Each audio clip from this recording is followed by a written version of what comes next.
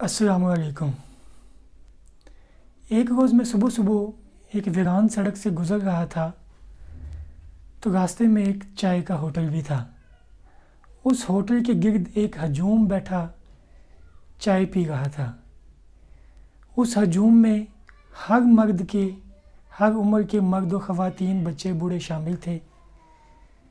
ये तमाम लोग आपस में रिश्तेदार भी थे और ये सुबह सुबह काम पर जाने की गरज से घर से निकले हुए थे। ये लोग सुबह सुबह उठकर काम की गरज से शहर के मुख्तलिफ़ इलाक़ों में, गलियों कूचों में फैल जाते थे। ये इनका रोज़ का मामूल था और मैं इनको जानता था। जानते हैं कि इनका काम क्या था? इनका काम था भीख मांगना। जी हाँ, ये तमाम लोग भीख मांगकर अपना गुजारा किया करते हैं। ज़्यादातर इनमें ख़वातीन मांगती हैं। इनके जो मर्द हज़रात वो झोंपड़ियों में सारा दिन बैठे रहते हैं और इन्हें हमारे इलाके में पक्षीवास कहा जाता है। एक खुले इलाके में इनकी झोंपड़ियां हैं और वहाँ पे ये एक कबीले की सूरत में रहते हैं। तो मैं इनको देख रहा था और सोच रहा था कि कौन इनको भीख देता होगा, लेकिन मैं जानता था कि मैं गलत हूँ, कि अगर मैंने भीख ना दी तो आपने दे दी, आपने ना दी तो किसी और ने दे दी, और इसी तरह इनका गुजर बसर चल रहा था। फिर मैंने सोचा कि ये लोग आखिर कोई काम वगैरह क्यों नहीं करते।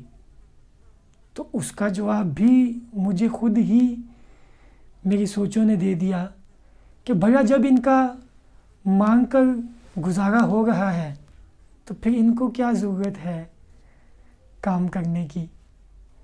अगर इनको भिखारी बनाने में खुद इनका अपना भी किरदार था, इनकी अपनी भी गलती थी, तो दूसरी तरफ ये मुआशरा भी बराबर का कसूरवार है। क्योंकि अगर हमने इनकी हौसला शिकनी की होती तो शायद ये लोग किसी काम धंधे को करने पर मजबूर हो जाते। क्या आप ये सोच रहे हैं कि इनकी हौसला शिकनी क्यों की जाती? तो जी हाँ, बिल्कुल आप ठीक सोच रहे हैं। इसी बात को समझाने के लिए मैंने ये वीडियो बनाई है कि इन लोगों की हौसला शिकनी करनी चाहिए, यानी इनको सदका व खैरात नहीं देना चाहिए। क्यों? क्योंकि उसकी दो रीज़न्स हैं। नंबर एक,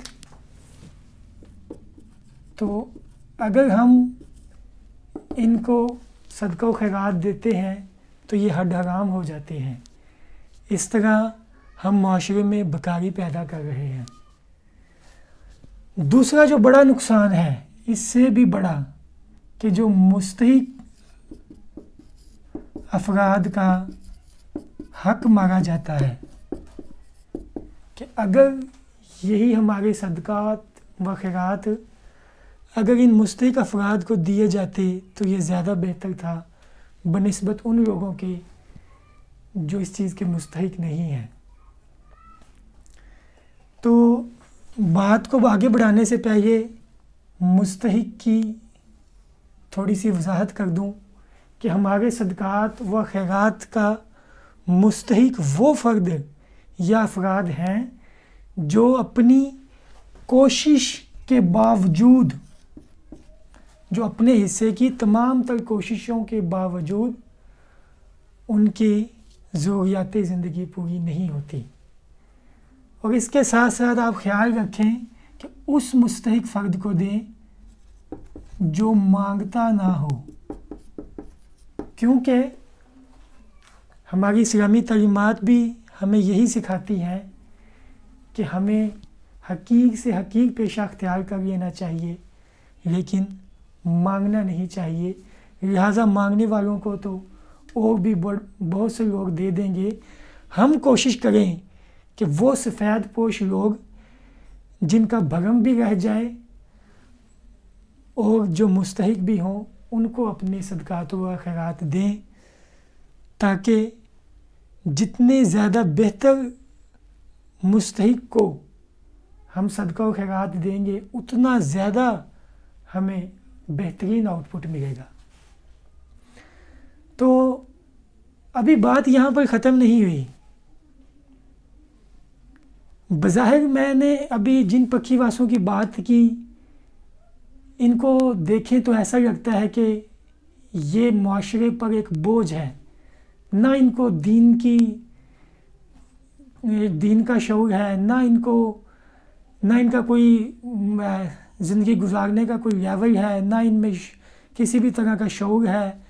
गरज के ये माशरे में बिल्कुल एक अनफिट सेक्शन महसूस होता है और माशरे पर एक बोझ महसूस होता है कि शायद ये माशरे का सबसे नकारा हिस्सा है। लेकिन अगर हम ये बात सोच रहे हैं, यानी मैं भी ये सोचूं और आप भी इस बात पर मुत्फिक हैं, तो हम एक बार फिर गलती पर हैं। जी हाँ, मैं आपको दिखाना चाहता हूँ कि इससे भी बदतर अफराद मौजूद हैं। अगर इन लोगों की बात की जाए जिनकी मैंने मिसाल दी, तो हम इनको रवायती भिखारी कह सकते हैं कि ये वो लोग हैं जो हड हराम है। अल्लाह ताला ने इनको सेहत अता की है, ये काम कर सकते हैं, लेकिन मांग कर गुजारा करते हैं। इनसे ज़्यादा ख़तरनाक वो लोग हैं मॉडर्न भिखारी। ये इनसे ज़्यादा ख़तरनाक इसीलिए हुए कि ये लोग झूठ नहीं बोलते, धोखा नहीं देते। जैसे जैसे ज़माना जदीद हुआ, हर चीज़ में जिद्दत आई, तो इस पेशे में भी जिद्दत आ गई। मॉडर्न भिखारी वो हैं, शायद आपका भी ऐसे लोगों से पाला पड़ा हो कि वेल ड्रेस्ड, सूटेड बूटेड होंगे, बाज़ औक़ात इनके साथ फैमिली भी होगी, और ये आपको कोई सैड और फेक स्टोरी सुनाएंगे कि हम जिस सफ़र कर रहे थे, रास्ते में हमारी जेब कट गई, हमने फ़लाँ इलाके में जाना है, तो उसके लिए हमें इतने पैसे चाहिए। ये 10-20 वाले लोग हैं और झूठ नहीं बोलते। ये झूठ बोल रहे हैं और इनकी रेंज, मांगने की रेंज भी ज़्यादा है। ये 100 से 500 हज़ार वाले लोग हैं। जी हाँ, ये इनसे बदतर है क्योंकि ये झूठ बोल रहे हैं।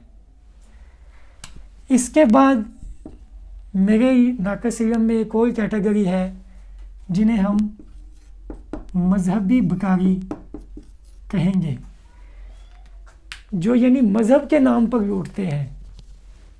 सारी उम्र एक ऐसी मस्जिद के सर पर चंदा मांगा जिसका कोई वजूद ही नहीं है। इन्हीं के कागज़ों में जिनका वजूद था, इनकी नस्लें बन गई, इनके अपने मकान बन गए, लेकिन ये मस्जिदें कभी पाया तकमील को ना पहुँची।